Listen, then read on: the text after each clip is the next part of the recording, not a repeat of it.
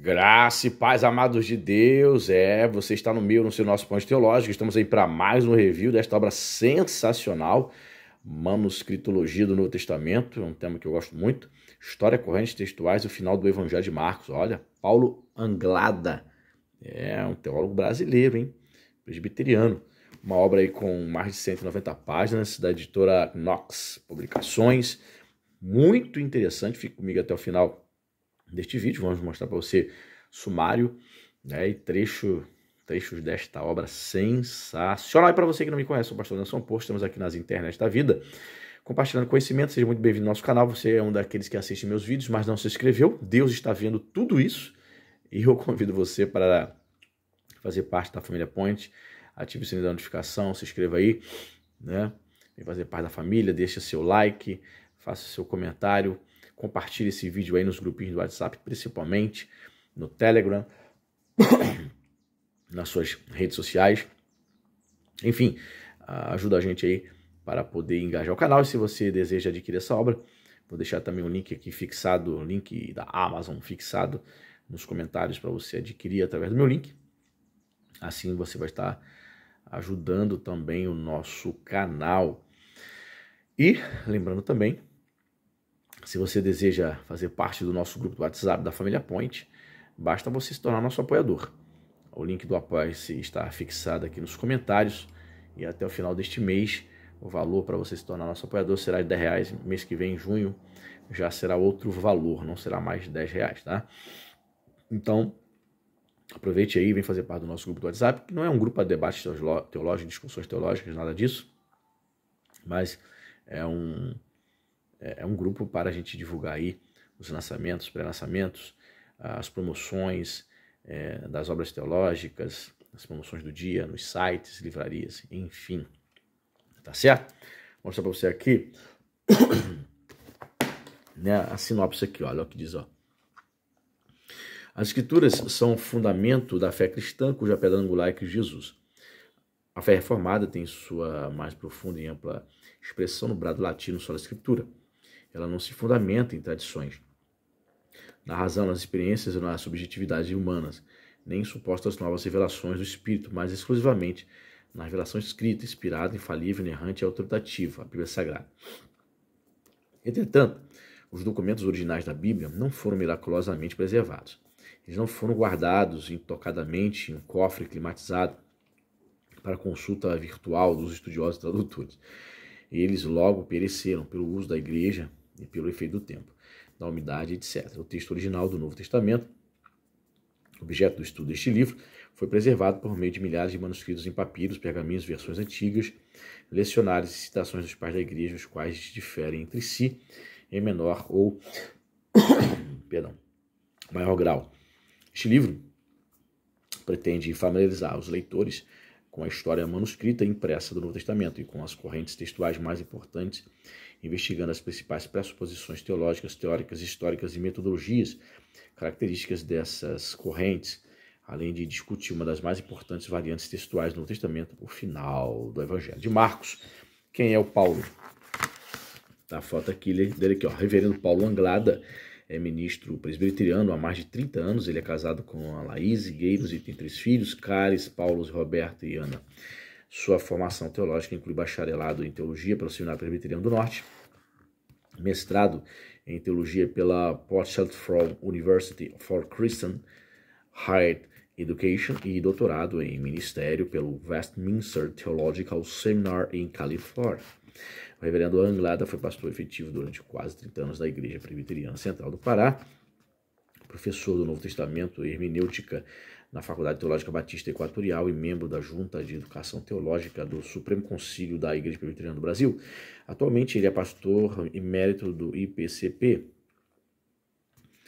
Igreja Presbiteriana, né? A presidente da Associação Reformada Palavra da Verdade, professor do Novo Testamento, Teologia Sistemática,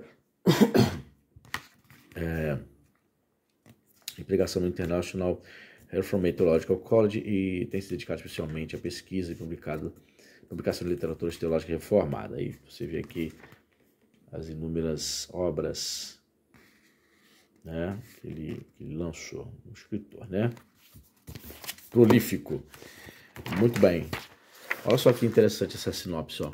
Os leitores modernos do Novo Testamento frequentemente se deparam com colchetes e notas explicativas, indicando que determinadas palavras, frases, versículos ou mesmo seções inteiras, com a passagem sobre a mulher adúltera em João 7 e os últimos 12 versículos do Evangelho de Marcos não se encontram, ou se encontram de forma diferente nos manuscritos originais, são um dos melhores manuscritos. Como entender essa questão? O que está por trás desses colchetes e observações? Será que o texto do Novo Testamento não merece confiança? Da maneira como muitos lidam com o assunto, parece que estamos fadados à incerteza quanto ao texto grego original e que teremos de conviver com milhares de dúvidas acerca das assim chamadas variantes textuais. Os estudantes, pastores, teólogos e especialistas liberais não devem sentir desconforto com o problema. Afinal, eles não acreditam na inspiração, autoridade, inerrância e na preservação do texto das Escrituras. Contudo, quanto aos crentes, estudantes e pastores e conservadores, como devem entender e lidar com o relevante tema do texto original do Novo Testamento? Como conciliar a sua doutrina conservadora das Escrituras com a crítica textual ou com o estudo dos manuscritos bíblicos? O que nos diz a história acerca do texto grego manuscrito e impresso do Novo Testamento? Quais as principais pressuposições, teorias históricas e metodologias que caracterizam as correntes textuais neotestamentárias mais importantes? Afinal, qual é o melhor texto grego do Novo Testamento? Essas e outras questões importantes relacionadas ao texto original do Novo Testamento são respondidas na presente obra. Show de bola, hein? Vamos ver aqui, ó, essa obra aqui é de 2014, primeira edição, foi reimpressa aqui, ó, terceira reimpressão agora, esse ano 2025. Certo? Prefácio, temos o prefácio aí. Então, índice, vamos lá. Prefácio, introdução, assunto e delimitação, relevância, problemas de situação. Capítulo 1, história do texto. Igreja Antiga, obscuridade de informações, Idade Média, padronização do texto manuscrito, reforma, padronização do texto dos receptos, pós-reforma, acúmulo de evidências textuais, moderna, predomínio dos textos ecléticos e reações à escola de Westcott Hort, história da disciplina do Brasil. Capítulo 2, o texto dos receptos, pressuposições teológicas, teorias históricas, metodologias e conclusões. O que mais? 3. Os textos ecléticos, pressuposições teológicas e filosóficas, chamados alexandrinos, né? Teorias históricas, metodologias e conclusão. Capítulo 4. O texto majoritário, pressuposições teológicas, filosóficas, teorias históricas, metodologias, conclusão, chamado texto bizantino mais tardio.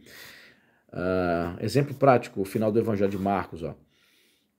Evidências internas, os testemunhos de Aleph, lá e B contra o final de Marcos, evidências internas, conclusão.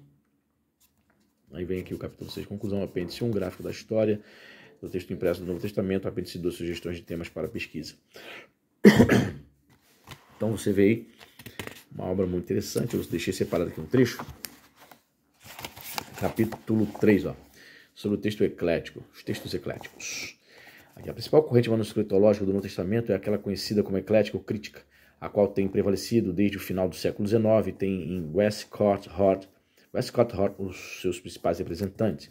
A corrente crítica propõe que o texto dos receptos e o tipo textual bizantino majoritário, que ele empírica e parcialmente representa, uma tradição textual inferior. Por outro lado, esta corrente defende que o texto original do Novo Testamento, o arquétipo mais antigo a que se pode chegar, deve ser reconstruído ecleticamente, a partir especialmente dos manuscritos da família alexandrina, por meio da metodologia crítica fundamentada na obra daqueles críticos textuais ingleses. Pressuposições teológicas e filosóficas. A escola textual defensora dos textos ecléticos sustenta, entre outras, as seguintes suposições com relação ao lugar das pressuposições teológicas e de princípios linguísticos clássicos no estudo do texto do Novo Testamento. Reivindicação de abordagem neutra estritamente histórica. A escola crítica de Westcott Hort professa a objetividade da pesquisa histórica. De modo geral, os membros dessa escola sustentam, olha só, que a crítica textual do Novo Testamento, assim como a do Antigo, bem como as demais metodologias empregadas pelo método histórico-crítico de interpretação da Escritura, são disciplinas que devem ser estudadas de modo neutro, isento de pressuposições teológicas a priorísticas, criticando as pressuposições teológicas dos proponentes do texto majoritário com relação às doutrinas da inspiração e da preservação. Daniel Wallace, um dos principais críticos da teoria majoritária, afirma: em suma, a priori, teológico não tem lugar em criticismo textual. Por causa disso, é necessário colocar de lado o fidelismo ao lidar com evidências. A questão, visto que estamos lidando fundamentalmente com a investigação histórica, não é o que é possível, mas o que é provável. Com a substituição disso pela postura de fé dos tradicionalistas, o criticismo textual se torna tão entrelaçado com a ortodoxia que as evidências não podem ser objetivamente interpretadas. Tá vendo? A questão, entretanto, é a seguinte: é possível alguém colocar de lado completamente as próprias pressuposições e aproximar-se do texto ou de questões textuais de um ponto de vista neutro e imparcial, com o método histórico-crítico definido e, com isso, alcançar resultados científicos objetivos e contaminados por dogmas? Entendemos que não. A neutralidade reivindicada pela escola crítica na investigação do texto do Novo Testamento é simplesmente impossível. Nenhuma disciplina ou investigação está imune à influência da personalidade, contextos culturais e pontos de vista filosóficos e teológicos do investigador. Nem essas influências devem ser consideradas necessariamente indesejáveis. Tá vendo? Você pode parar o vídeo aí para ver mais detalhes aqui dessa linha que defende o texto crítico, o texto eclético. Né? Vamos ver aqui o texto, onde está o texto majoritário. O texto majoritário, 121. Cadê? Vamos ver o que diz aqui. Ó. Capítulo 4, lá, texto majoritário. A terceira corrente manuscritológica do Novo Testamento pode ser considerada um desenvolvimento contemporâneo da primeira. Ela sustenta o texto representado na maioria dos manuscritos, conhecido como texto majoritário, bizantino, sírio, tradicional ou eclesiástico.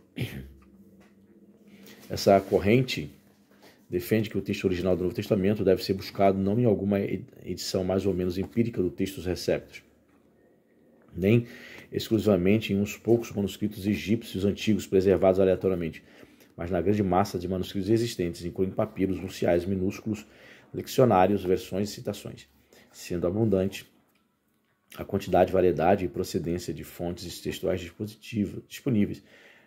Os proponentes do texto majoritário enfatizam as evidências externas mais objetivas, ao invés das evidências internas mais necessárias aos defensores dos textos egípcios, em virtude do reduzido número de discrepância desses documentos.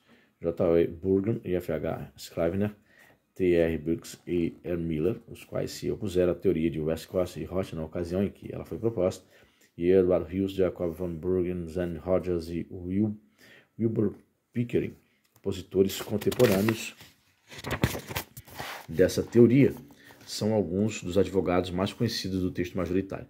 O propósito desse capítulo consiste em introduzir os leitores brasileiros ao texto majoritário, discutindo resumidamente as suas principais pressuposições teológicas e filosóficas, teorias históricas e metodologias. Posições teológicas e filosóficas, né? Você pode parar o vídeo aí se você deseja, né, ler aí com mais detalhes. Ó. Só lembrando você que eu vou deixar o link aqui dessa obra aqui fixado nos comentários, caso você queira adquirir através do nosso link, né, da Amazon, tá certo?